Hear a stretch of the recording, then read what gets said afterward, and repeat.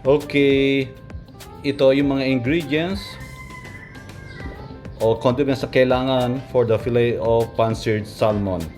Ito ay mga garlic, fresh chopped garlic, the butter, olive oil or any kinds of cooking oil pwede gamitin, and also the parsley, lemon, and the pepper nandun na siya.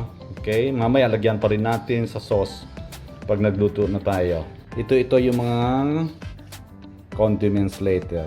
I have the carrots, the potato, the betrayals, or the bagu beans, and the red bell pepper. Okay, we will start doing the pan-seared fillet of salmon.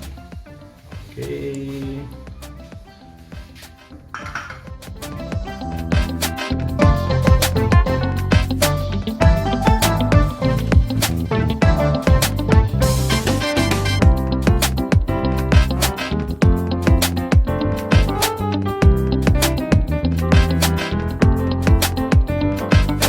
Okay, so let's make now the garlic lemon sauce.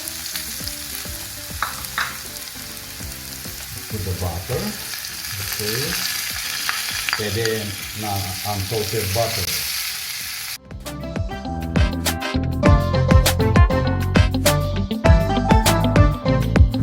Wala akong maliit na strainer, kaya malaki ang ginamit ko. O, di ba? Pwede naman yan.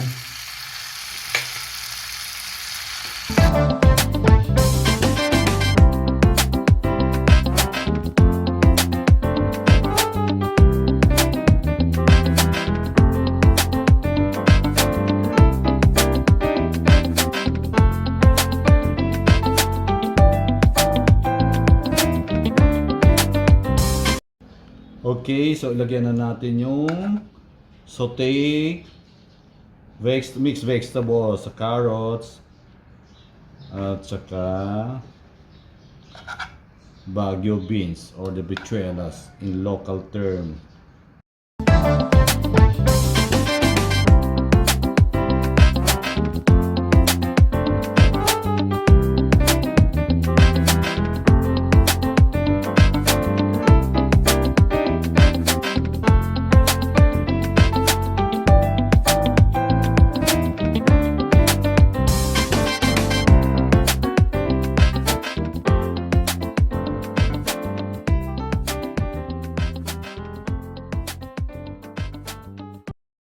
Alright, so ito ngayon yung ating fresh pan-seared fillet of salmon with roasted potato, mixed sauteed vegetables in butter, and garlic also.